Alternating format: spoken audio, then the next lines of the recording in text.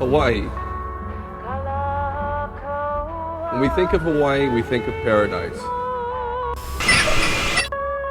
Coral sand beaches, coconut palms gently swaying in the ocean breeze, waterfalls, rainbows. Hawaii is all these things and many more.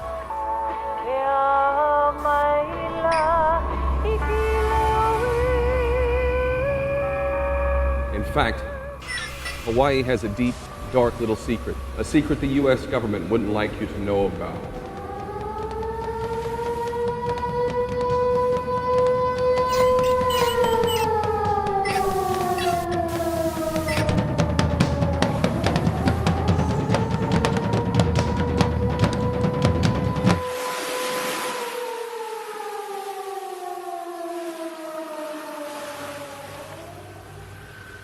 The American agenda tonight, a most significant presidential apology.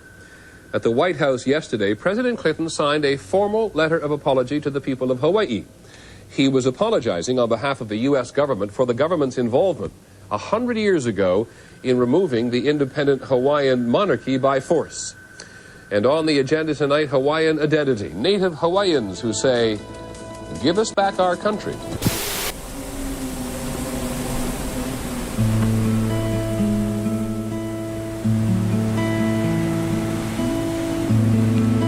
Touristic Hawaii, hundreds of people demonstrate and the president apologizes.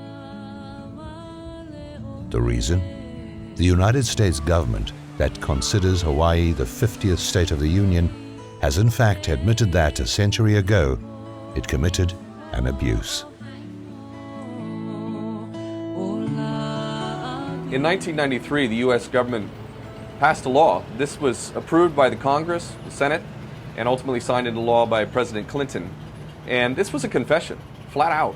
Public Law 103-150 was a confession. And in that confession, the United States admitted to all sorts of crimes, and it further admitted that the Hawaiian nation never relinquished its rights.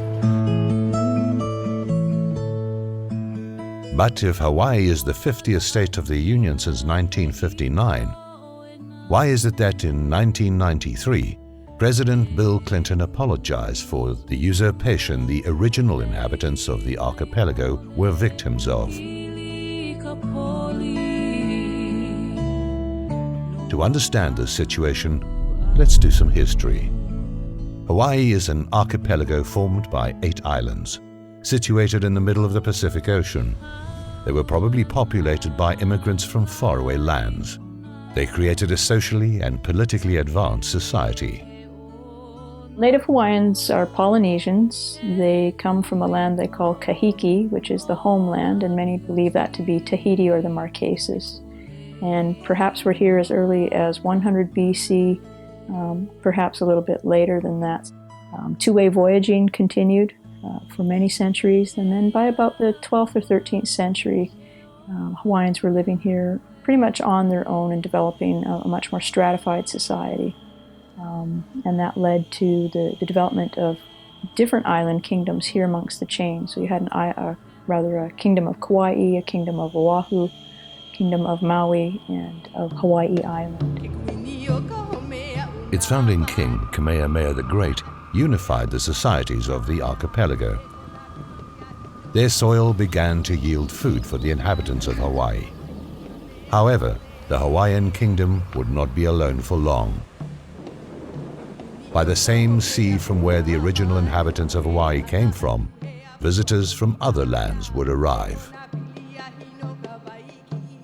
Contact with foreigners of European or American descent comes in 1778 with the arrival of Captain Cook. It is speculated that there may have been other encounters prior to that, but it's not documented. Captain James Cook, a British explorer and sailor, established contact with the inhabitants of Hawaii. In 1794, the British explorer George Vancouver gave the court of King Kamehameha a Union Jack as a token of friendship from King George III. The Hawaiian kingdom added the Union Jack to its own flag as an act of recognition for the gesture of British friendship. In spite of the foreign presence in Hawaii, mainly Britain at the time, as well as other ethnic groups, King Kamehameha gave his kingdom its own identity. He gained international recognition. In 1843, the Kingdom of Hawaii was indeed recognized as an independent nation-state, as a member of the family of nations, through treaties with the United States, Great Britain, and France, and I believe about 20 other nations of Europe. And this was meant to secure the sovereignty of the nation through those treaty agreements that were then made. And so from that point on, 1843, the Kingdom of Hawaii is indeed recognized as an independent nation-state. As the monarch consolidated the archipelago as a sovereign state, the Kingdom of Hawaii also created a society of citizens with its own identity, an independent state. In the 19th century, the term Hawaiian was an indicator of citizenship or membership to the Hawaiian Kingdom, which throughout the 19th century was an independent country, independent state. Beginning in 1843, the Hawaiian Kingdom was actually the first non-European territory in the world to become an independent and recognized state. As a sign of recognition of Hawaii's independence, several members of the Hawaiian royal family travel all over the world on official visits. They were welcomed by kingdoms and republics as the true representatives of a sovereign kingdom. In the meantime, Western immigrants continued to arrive in Hawaii. By the start of the 19th century, a few American settlers were already living in the archipelago. So as the American settler population continued to grow, their interest in business continued to grow. They oftentimes were pressuring the monarchs, pressuring the government to develop things, or for the government to develop and the economy to develop in a way that these settlers would find most comfortable. A group of settlers, mainly American, formed an organization of landowners. They controlled the production of sugarcane. Their economic power ensured that their influence in the affairs of the kingdom increased. So when we get to 1893, by that time, these foreign settlers, many of them who were invested in the plantation economy, were very strong in their opinions about how the government should continue. And when Liliuokalani, who was the Queen of Hawaii in 1893, when she proposed to bring forward a new constitution, a group of 13 businessmen, calling themselves the Annexation Club and the Committee of Safety, they took it upon themselves to overthrow the Queen, or to remove her from the government. And they did this in conjunction, or with the approval, it would seem, of the U.S. Minister to the Hawaiian Kingdom, Minister Stevens. And so he was totally misrepresenting his position by essentially conspiring with this group to take over the Queen's government. In the Constitution, Queen Liliuokalani only gave the right to vote to those citizens who were considered natives of Hawaii. The settlers feared that they may lose their political and economic power. On the 17th of January 1893, U.S. troops landed in Hawaii, arguing that they were there to protect the rights of the settlers. Queen Liliuokalani was arrested and taken to the royal palace of Lalani. She was forced to abdicate because of the military superiority of the invaders. The conspirators took advantage of the end of the monarchy to take control of the archipelago. They created the so-called Republic of Hawaii. However, the inhabitants of the islands did not accept such imposition and took action. This is when the people of Hawaii gather together in a couple of huis, or groups, that protest against annexation, with a petition asking that the United States recognize that the people of Hawaii who have signed this petition do not want to be a part of the United States, do not wish to be annexed. And we believe that some 38,000 people in total signed these petitions out of a Native Hawaiian population that was close to 40,000. The petition did not succeed. On the 12th of August 1898, in a ceremony that took place in front of the Lalani Palace, the old residence of the Hawaiian monarchs, the flag of the kingdom was taken down and the American flag was raised.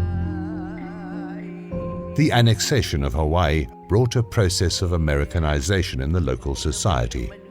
This process included the imposition of an educational system that marginalized the values of the local population. The local language was replaced by that of the settlers. In 1896, under the authority of the Republic of Hawaii, a law was passed that stated that all public school instruction must take place in English. So they didn't outright ban Hawaiian, but in effect they did, because they said to everyone, you must learn English, you must use English, and only English in your schools. And so parents became much more reluctant to use Hawaiian language in their homes. And certainly in the schools, many children were reprimanded for using Hawaiian language when they were expected to be using English. Is when the U.S. took over our education. There it went. They took our language. They took our land. They took our identity. And they nearly succeeded in taking our will to live. At the same time, the United States passed a law which determined who was and who was not a Hawaiian.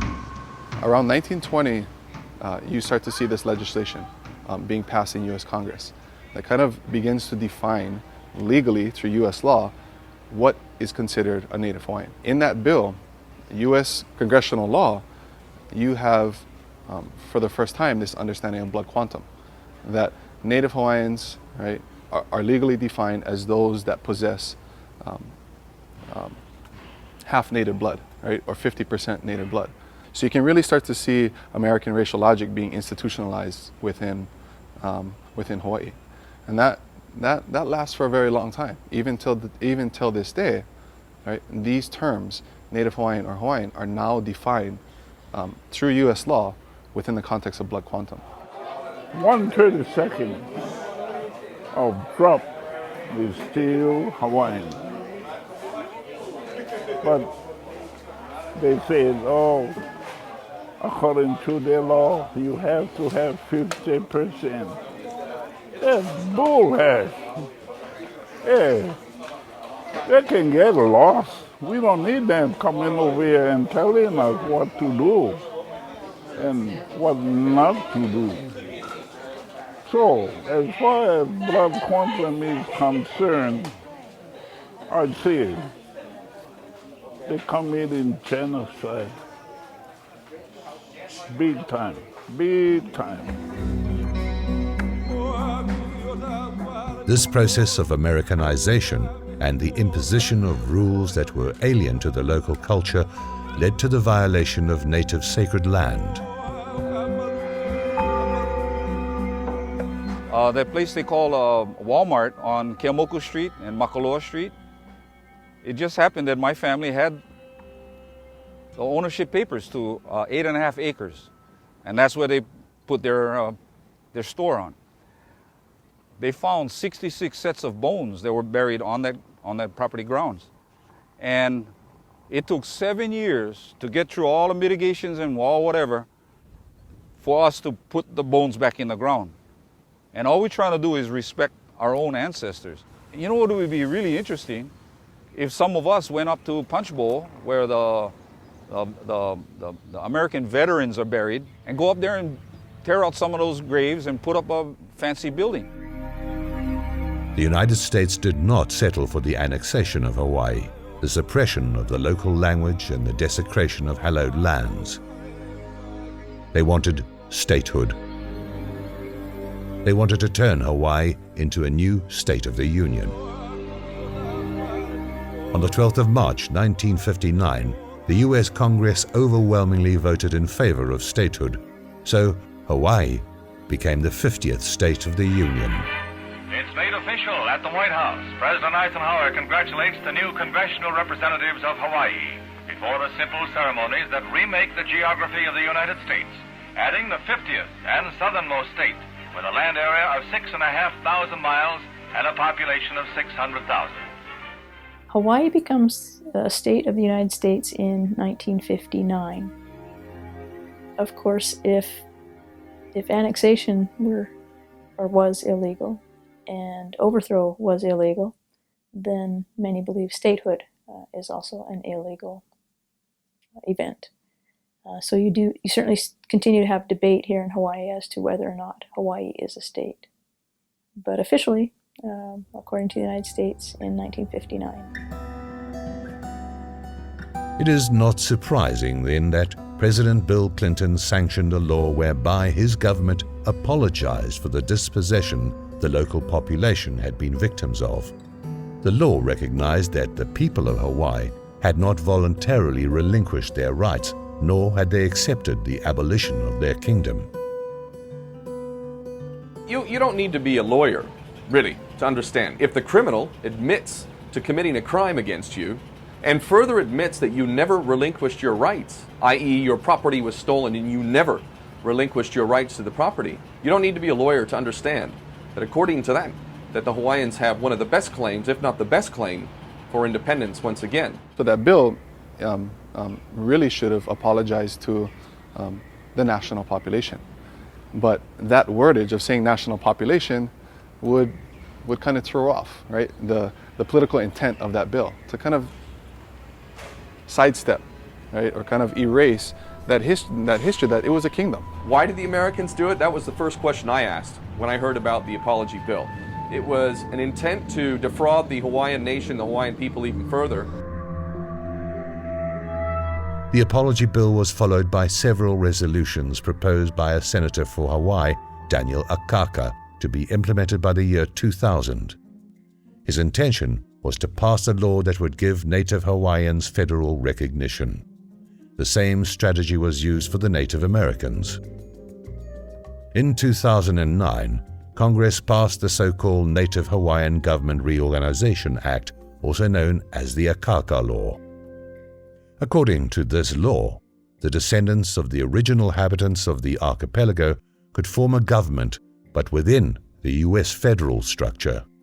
They could not reclaim the rights they had lost before the overthrow of the monarchy in 1893 or their status of sovereign nation. And I believe the people that were involved in the Akaka bill that's trying to continue to deprive us were absolutely on the track of imposterating our claims. And at the end of it all, first of all, naming us Native Hawaiians, which we're not Native, we're nationals, okay? So imposteration started, not knowing this. Then the imposteration for Native Hawaiians were coming. And then the next step would be that the imposteration was that they now becoming the Native Hawaiian Pacific Islander Asian Foundation. And most of our people don't know this yet. We're on a different boat here. A lot of people like to compare us with the American Indian, per se. Well, in our situation, we're fortunate enough to have a government that actually had the treaties with the U.S. that actually have never been dissolved. So, you know, if anything, it'll show America's true colors, if they want to be a good big brother or not.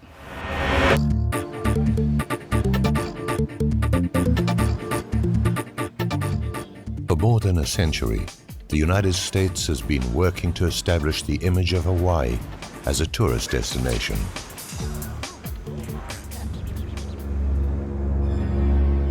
Behind the facade of paradise hides a history of usurpation and dispossession. This history has given rise to several pro-sovereignty movements which have demanded their right to be an independent nation.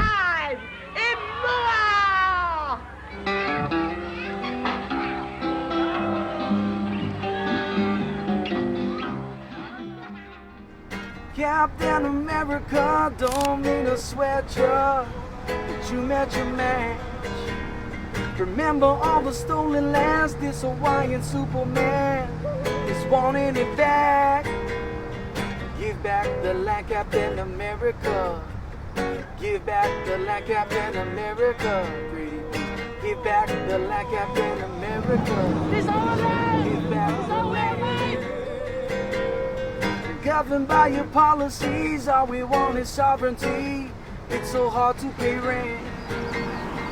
This is for the aunties sleeping under palm trees and living in tents. It's a shame Hawaiian. Pro-sovereignty movement activists have started a process to recover their language and art. At the same time, universities are researching the history of Hawaii by dusting up old newspapers from the 19th century, all written in the local language.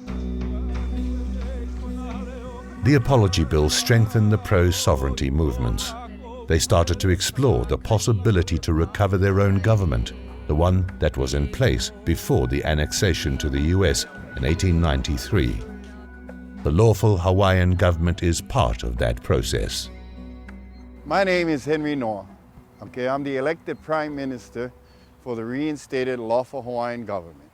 The lawful Hawaiian government was formed March 13, 1999, and it actually reinstated the former government offices that was in existence prior to January 17, 1893, the day that we got overthrown. Our government was overthrown. So what has happened since that day till now is that basically there was actions taken by the conspirators, who are the United States government, to try to justify or even validate their actual existence here and their authority that they exercise here in Hawaii. The lawful Hawaiian government, which has been in place for more than a decade, is not legally recognized by the United States. However, it is not simply a symbolic gesture of sovereignty, but it has its own structure. It legislates and governs on the basis of strict rules. We have a House of Nobles, a House of Representatives, and an executive branch, which includes Prime Minister, Minister of Foreign Affairs, Minister of the Interior, and the Minister of the Treasury. Currently, we are engaging in land reclamations. We realize that we would have to be able to get our people, to unite under this government. So we've done a lot of educational programs to get our own people to understand. Listen, the government still exists. It's been in abeyance. It's been absent all these years. All we needed to do was put it back, bring back the government, which is what we are able to accomplish. The second thing that we educate our people to is now we need to put power to the government. And the only way that can happen is if we as a people participate in that government and begin to build the government, the functional bodies of that government, the executive, the legislative, the judicial branches, all of the departments that come to function a government has to be reset, of which we have actually accomplished those things. This is what we did do. In its annual convention, known in the local language as Manukau Kanawai, the lawful Hawaiian government and delegates from all the islands got together to discuss issues related to land devolution, the structure of its government, and to appoint new authorities. In January 1893, our government was removed. On March 13, 1999, we, the Kanakamoli people from across the entire island chain, came together on Oahu, island of Oahu, and we initiated a process to reinstate the former offices of that government.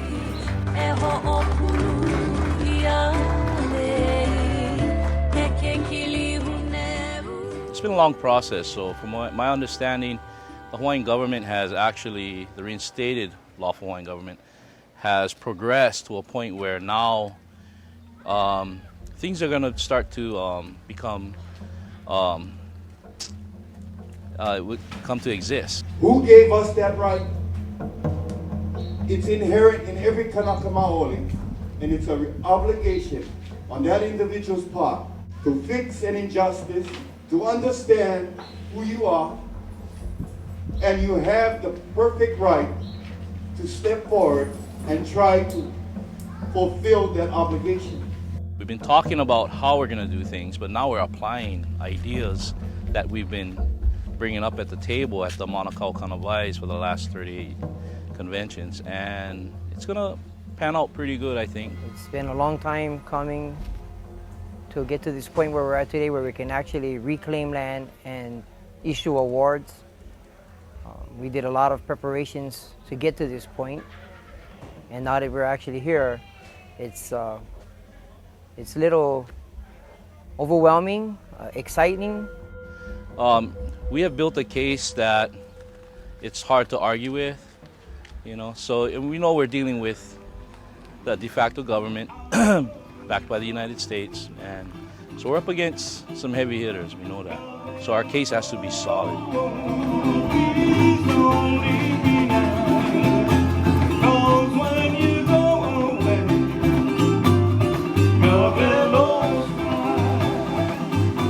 There has never been a time that I know in our history that we have not worked to regain what is rightfully ours. Say this to all those that have dedicated their time. Mahalo. Because you cannot get a nation if you don't put the work into it. We're at that stage where tomorrow, I believe, and this weekend, we're going to take some historical steps.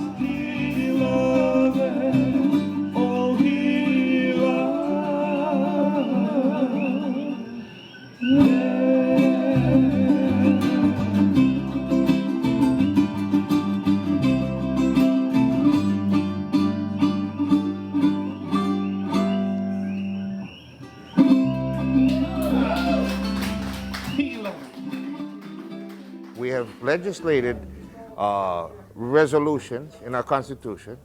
We brought our Constitution to modernity from 1893, and brought it forward to modernize it. That was archaic. A lot of the language was archaic. We had to modernize it, first of all, so we did as little as possible. That's another thing that happened, was that the legislators who were elected were charged with creating a constitutional convention in the year 2000. One, to modernize the Constitution, and two, really to decide what style of government to implement.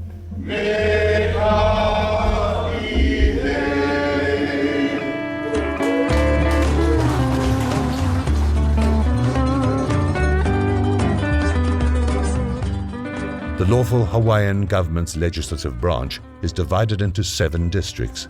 Each one has a representative and a noble, according to the ancient traditions of the archipelago. In this branch, young and old take part without distinction. The way I look at it is being ahead of the curve, in a sense. You know, there are a few other members of the government itself that may be my age or younger. However, I guess what it comes down to is, well, being called old for my age for some time. I know there's a lot of folks my age who have a basic understanding of the issue. I guess in a sense I find myself ahead of the curve in comprehending the moral obligation that accompanies, the historic facts. Now you're going to see more of our generation getting involved with Olelo Hawaii and moving our culture and getting involved with the politics, just in different pathways, I think. And then on the flip side, I think outside of the Native Hawaiians, within our education and how they view us, it has become more of a sport, I think. And Hawaii is a cool place to come and work for 2 years and get their thrills, and then they move on, kind of.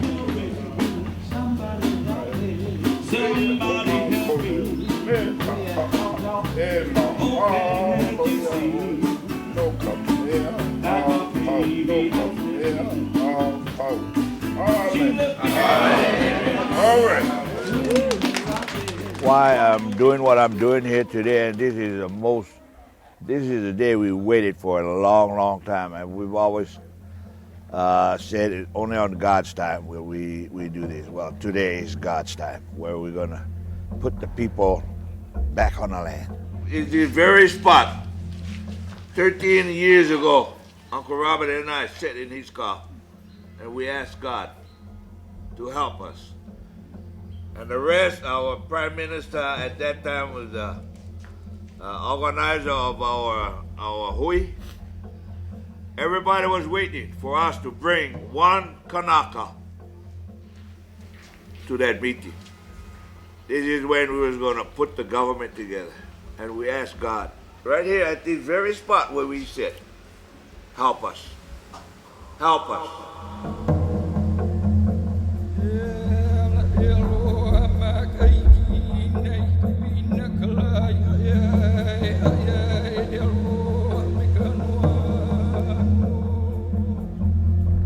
You know, why am I so elated today? So in Hawaiian, we say the word for being elated is ha'ole. Ha'ole nui, happy, very, very happy. Because we're getting to put our people back on the land that the U.S. had come through deceit, or whatever you call it, took our people and drove us to be destitute.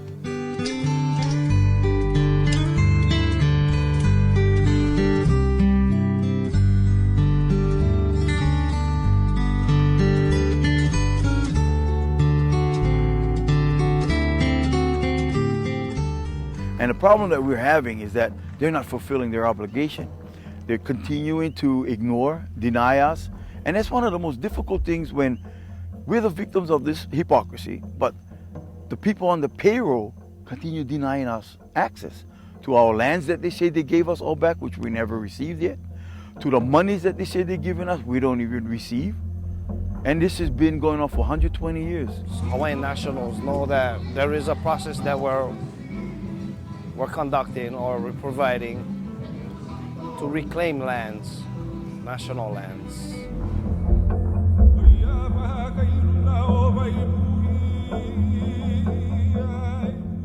During the Lawful Hawaiian Government's convention, Prime Minister Henry Noah gave land titles to groups of 10 people. For them, that simple ceremony means the beginning of a new chapter in their lives. Because such land is situated in an area affected by volcanic activity, in fact it does not belong to anyone. It is barren land where 10 settlers and their families will build up their future. Yes, sir, no man, change your plans. Don't wanna be a fireman. I wanna get demonstrated to them that this is our claim to our lands and that we decide what happens on our land. Yes. Right? Again, 1, 2, 3, oh, 1, 2, 3. Reality, I'm finally seeing what I want to see. You gave me what I needed, something to believe in. Court fees, divorce, see no strings attached. Now I got a second chance. Well, now we have a land. So instead of going far up the hill, miles away from home, now we can just walk out here and home. E te mea te hau muoro. Ane o tō te atua no te hapatauturi a tātou te taime. Maururu, maururu ro. Amen. Amen. Well, this one lot, this is for the community center where a community can meet. You know, you can come and have the kupuna, the elders do crafts, have the younger ones learn etiquette, you know, Hawaiian etiquette, learn how to make medicines, learn how to do medical techniques, learn language, skills, and you know, anything that the community needs, any kind of education as a whole, they can come to this hotspot. And then of course, tourists who are walking through, they can always visit. Anybody who wants to know, they're welcome to come.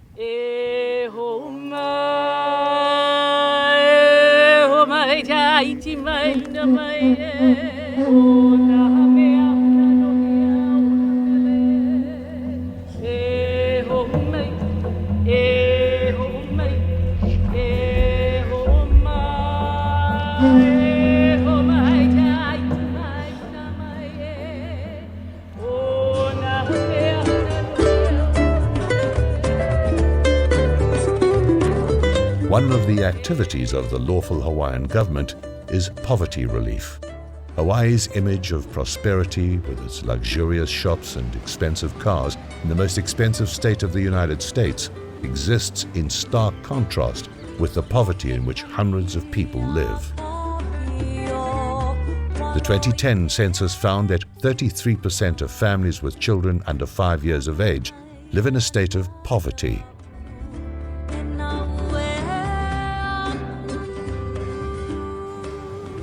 The postcard image of Hawaii contradicts the everyday reality of the inhabitants of the archipelago. And what you see here around me is a homeless village that was established in 2009. This is adjacent to Waianae Pokai Bay Boat Harbor. The boat harbor is right here. This campsite is right here. What these people have been able to do is stay out of the public parks, which their presence in occupying public parks seems to interfere with the tourists. And the government does not like interference with cash flow in any sort. So this area here is called Pokai Bay. And we're going into the bushes adjacent to the harbor. And this, I heard that this is where a majority of the homeless people that got ousted from the beaches have relocated to this area here. We've had a history of these homeless people. It has been increasing, large numbers. I came here in 2010. In 2009 is actually when we became houseless. I will not say homeless because we are not homeless. Hawaii is our home, this Aina is our home. We became houseless in 2009. As a greenhorn addict, only knew how to go camping, and that's what I took. And from there, we hit recession back in 2009. 7 incomes, 5 loss, couldn't continue our home, gave up our home back then. We began living amongst the houseless people, and we learned a lot. And then from there, we got swept in at Ulihava back in March 2010. Most of these people that's here, started from here, from this camp going that way, have been here for a while. Where this tree is, right here, this berry tree is, there's an opailua in there, but they're cleaning up. They're trying to clean up and stuff, yeah. A lot of us we understand that we are going to get swept, so a lot of us are doing spring cleaning right now. So the people who come down and do the sweep and sweep everybody out of here, is it police department or the sheriff's department? Basically what happens, basically what happens is, okay, from what we understand and what was told to me was that the state is not in the business to do sweeps. But the state will go ahead, because of the lease, they have to go ahead and do a lot of the, what is required by law, which is to clean out the land before they lease it. Right now, if they were to sweep us, nobody has nowhere to go. We don't know where to go. The next square, Mocha, to the mountains. To the mountains.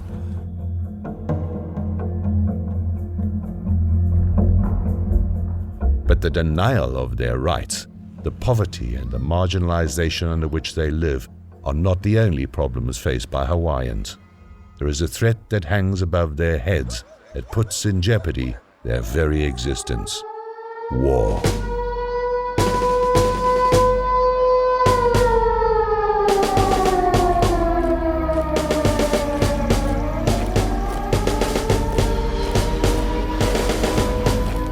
For the United States, Hawaii has not only been an archipelago with commercial and economic interests.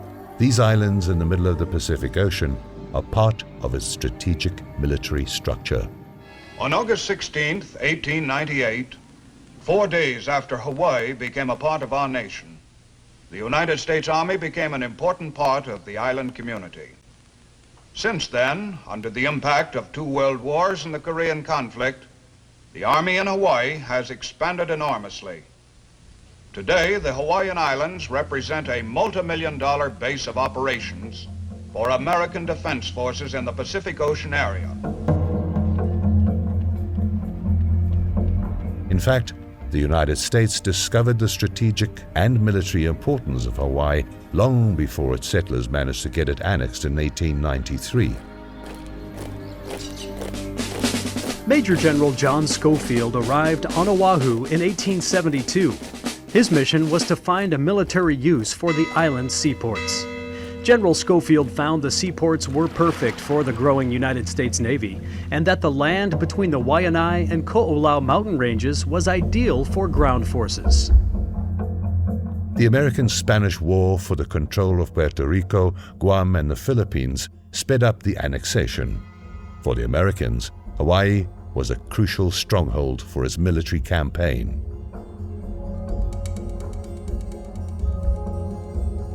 Pearl Harbor, built in 1900, became the main United States naval base in the Pacific. During the Second World War, on the morning of the 7th of December 1941, the Japanese Air Force exposed the vulnerability of Hawaii.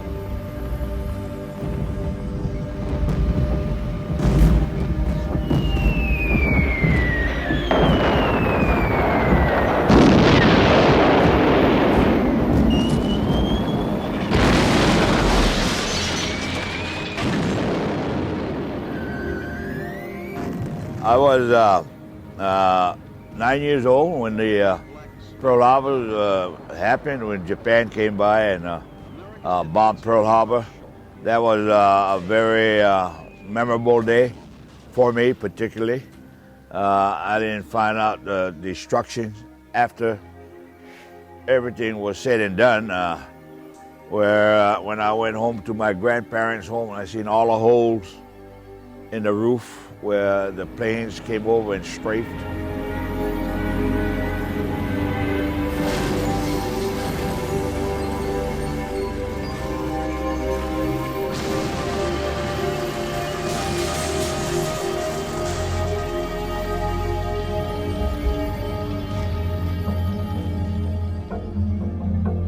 The United States military presence in Hawaii constitutes a constant danger for the very existence of the archipelago. Hawaii is a military outpost. It's got every branch of the U.S. military, Army, Navy, Air Force, Marines, and there are unknown amounts of nuclear weapons. You've got nuclear submarines, you've got nuclear aircraft carriers, you've got nuclear silos with intercontinental ballistic missiles. Those missiles are directed at targets all around the world. There are literally billions of people under threat from the missiles that are based here in Hawaii. Literally, right here is Pacific Command, which is one of the keystones, one of the major bulwarks of the American empire. The Pacific Command, in its own mind, has jurisdiction over half of the world. This includes China, Russia, Asia, all of the Pacific, South America, Central America. This is a huge section of the human population that has nuclear missiles and nuclear weapons that are directed at them from Hawaii. If we were to enter into a third world war, and if nuclear weapons are launched, there is absolutely no doubt whatsoever that Hawaii will be majorly targeted by America's enemies, specifically China and Russia, directed at Hawaii because of American presence. But it's a significant number, and rest assured there's no question that if there is a nuclear war and missiles are sent here, there will be so many missiles that there will be nothing left of Hawaii. The importance of the American war machinery in Hawaii is not only strategic.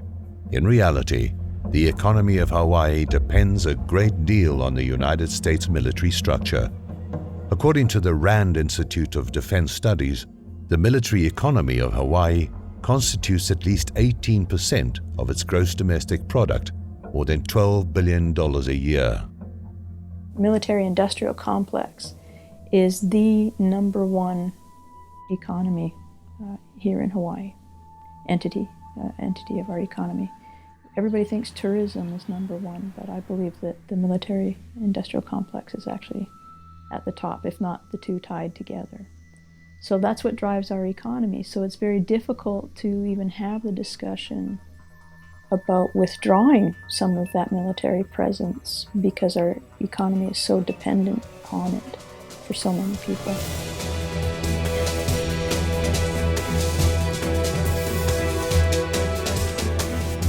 The United States takes advantage of valleys, mountains, and seas to use them as a training camp for its troops.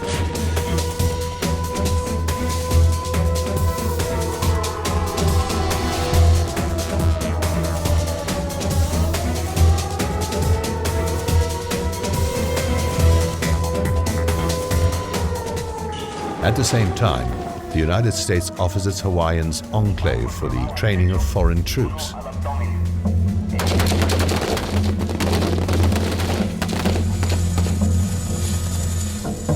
The American military presence in Hawaii has caused serious damage to the environment of the islands. According to the Pacific Health Dialogue, there are 768 contaminated sites in Hawaii. This contamination is caused mainly by the deterioration of ammunition, the presence of mercury, lead, napalm, radioactive rubbish, and radioactive fuels.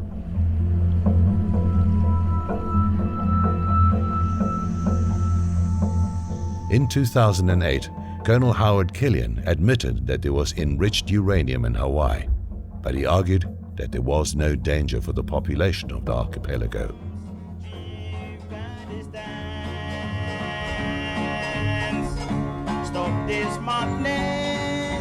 Hawaiians are against the US military presence because it goes against the desire to remain neutral.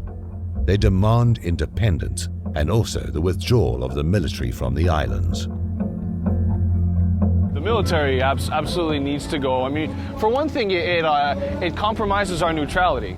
You know, we made it a point to stay out of the rest of the world's conflicts because, I mean, who has a problem with the Hawaiians, for one thing? I mean, from my personal perspective, ideally what I think it should be is that Hawaii should be a neutral buffer zone between the Chinese power and the American power. Military buildup here is certainly something that's discussed a lot by many people. It's almost become so normal, though, that I think some people don't realize how prominent the military is in Hawaii.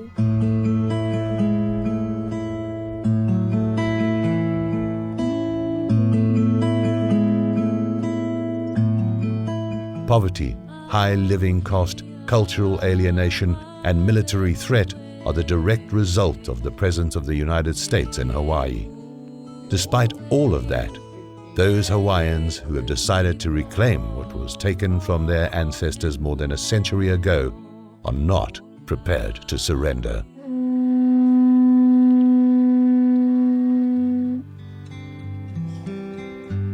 My efforts for being involved with this process of reinstatement is I'm trying to get back to being a lawful person. The law that you see here today is a charade. It's a big old Hollywood production. That's what is going on. And Hollywood does real well in fabricating identities and whatever else they do. I guess what it comes down to is, well, for me personally, having been aware of the wrongs that were perpetrated, well over a century ago, part of it has to do with, for me, making sure that, you know, that the torch stays lit. I think you're gonna get mixed feelings for sure, but it's hard. I think that as this movement grows, there's going to be that shift, and I hope instill some sort of hope of I can participate in something that is a gift to my generations to come, and it can be not in that space of anger, I think. We got the body in place. We're going to demonstrate that we're real here in Hawaii, and now we're going to take this realness to the world and let them know this is why we're executing to reclaim what is rightfully ours, which is sovereign authority and reclaiming our land, putting substance to our sovereignty process. Oh, I see it, free, independent Hawaii once again will be a reality because we're going to make that possible through law. And the military, the U.S. military can leave and just go back to North America and follow their rules, exert their rules on their land.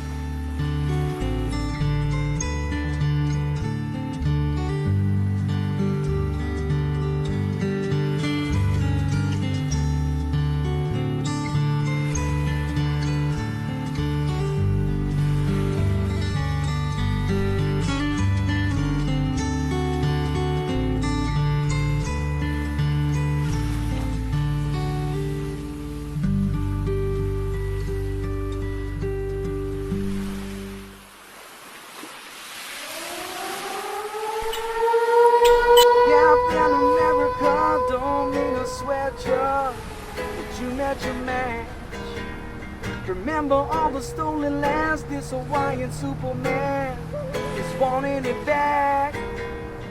Give back the land, Captain America. Give back the land, Captain America. Give back the land, Captain America. Please give back the land. Governed by your policies, all we want is sovereignty. It's so hard to pay rent. And this is for the aunties sleeping under palm trees and living in tents. It's a shame Hawaiians are moving away. Leave the ocean for promotion, better wages. I think it's safe to say that Hawaii is doing fatter in Nevada, Las Vegas.